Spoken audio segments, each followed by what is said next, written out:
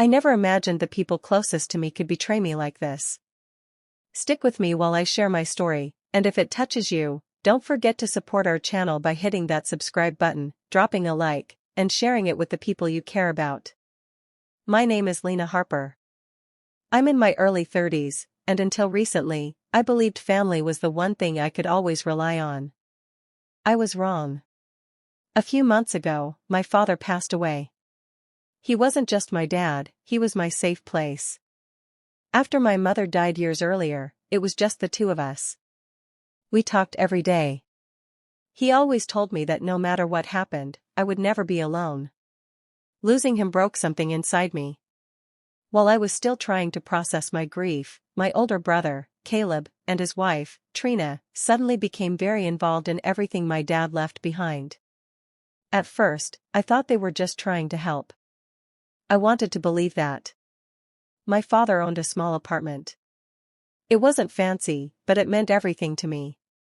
It was where we spent holidays, where I stayed when life became too heavy. That apartment felt like the last piece of him I still had. Caleb started asking strange questions about paperwork and ownership. Trina pushed for quick decisions, saying we should settle things fast. Something felt off, but I ignored my instincts because they were family.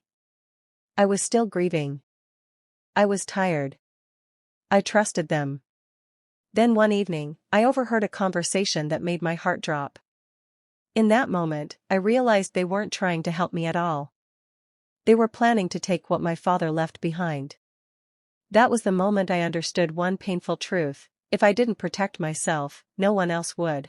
When everything seemed stable, my world suddenly fell apart. One quiet morning, I received a call that changed my life forever. My father, Martin Harper, was gone. There was no warning, no chance to say goodbye. One moment he was planning to fix the old kitchen sink, and the next, he was no longer here. He raised me with patience and warmth. After my mother died, he became my whole world. He never missed a call, never forgot a birthday, and always reminded me that I mattered.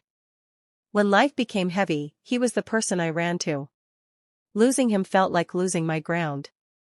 The silence he left behind was unbearable. The house felt empty, and nights felt longer than ever. During the days after his passing, my brother Caleb stepped in.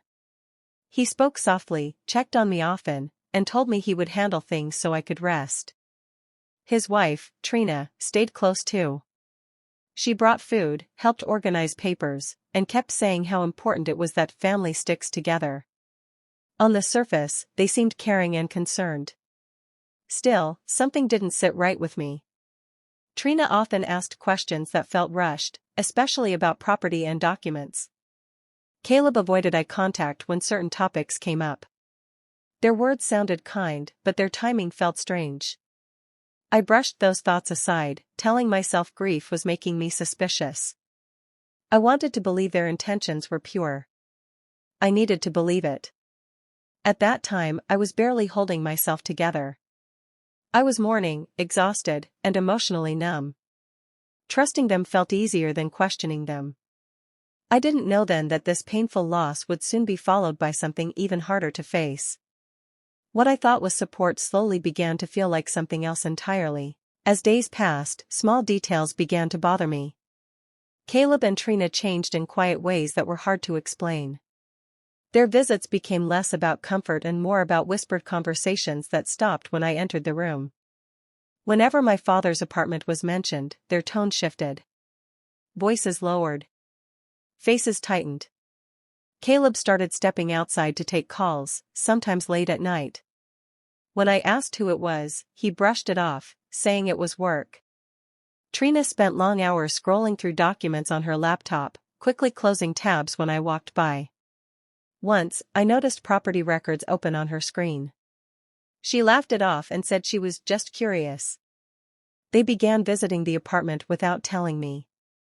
I found lights on when no one was supposed to be there. Furniture had been moved. A folder I kept in the drawer was suddenly missing, then returned days later. When I asked, Trina said she was cleaning things up. What unsettled me most were the questions. Caleb asked about utility bills, maintenance fees, and insurance policies. Trina wanted to know if any loans were attached, or if taxes had ever been delayed. These weren't normal questions for people who claimed they were only helping me cope. One evening, I overheard Trina on the phone saying, "Yes, the place is still clear." She noticed me standing nearby and quickly ended the call. Her smile didn't reach her eyes. I tried to convince myself I was imagining things. Grief can twist your thoughts. Still, my chest felt tight whenever they were around. Their kindness now felt rehearsed, like a performance hiding something darker underneath. Late one night, I saw Caleb leave the apartment building with a man I didn't recognize.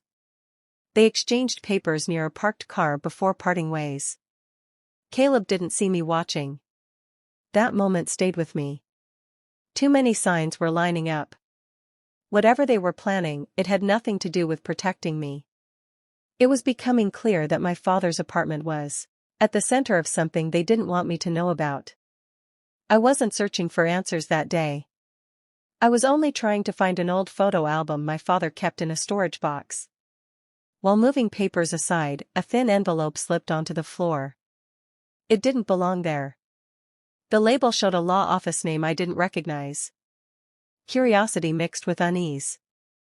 I opened it slowly. Inside was a typed draft, neat and official, filled with legal language that made my hands shake as I read. My breathing stopped when I saw the names listed. The apartment address was there. So was a transfer agreement. The new owners were already decided. Caleb and Trina. My name was nowhere on the page. For a moment, I couldn't process what I was seeing. I read the lines again and again, hoping I misunderstood. But the meaning stayed the same. This wasn't a mistake. This was planned. Dates were filled in. Signatures were prepared. Everything looked ready, just waiting to be finalized. My chest tightened, and tears blurred the words. The pain wasn't only about the apartment. It was about trust. About family. About realizing that while I was mourning, they were preparing to take something precious from me. I sat down on the floor, clutching the papers. My heart felt heavy, like it was sinking. I thought of my father's voice, his kindness, the way he always tried to protect me. The idea that his memory was being used this way felt unbearable.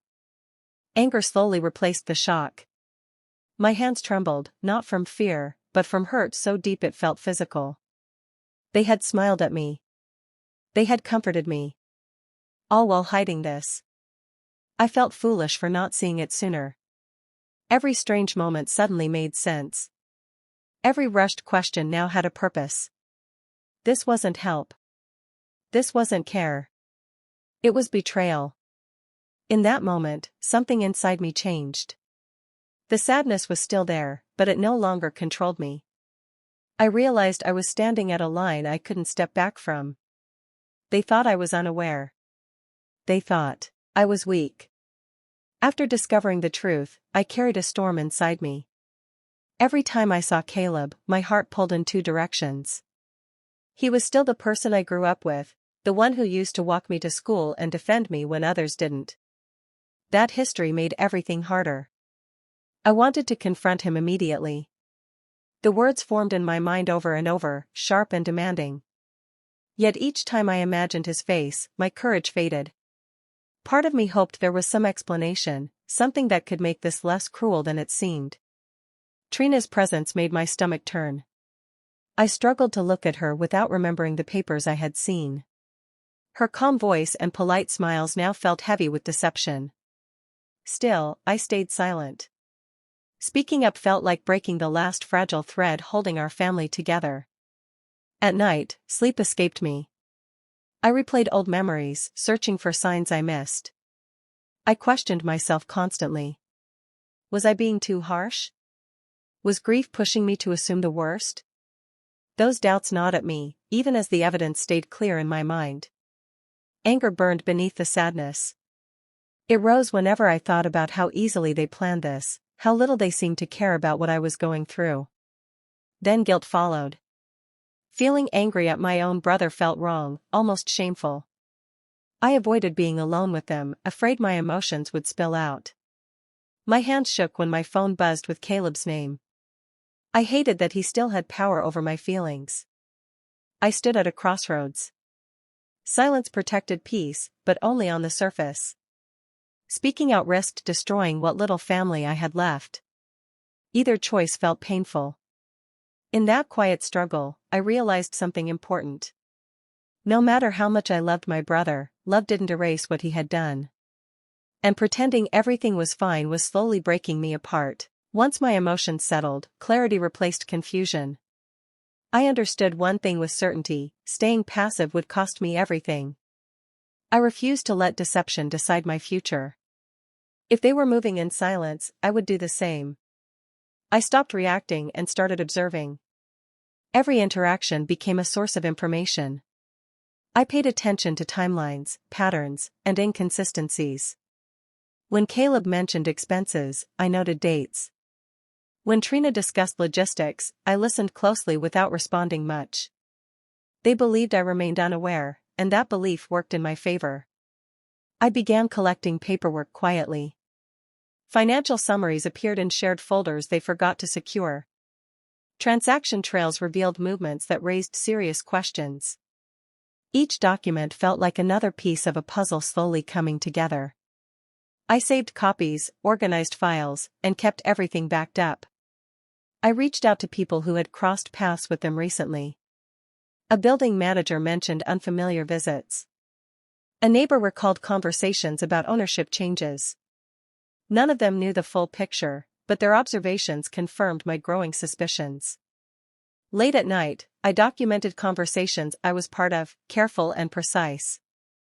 I wrote down exact wording, tones, and reactions. Every detail mattered. I wasn't driven by rage anymore. I was focused. This process changed me. Fear faded, replaced by resolve. I realized preparation was my strongest defense. Each fact I secured gave me confidence I hadn't felt since my loss. I didn't rush. I didn't reveal anything. I let them continue believing their plan was invisible. Meanwhile, I built my own foundation, step by step, grounded in truth. For the first time since everything unraveled, I felt in control. Whatever happened next, I would not face it empty-handed. I wasn't acting out of spite. I was protecting what was rightfully mine.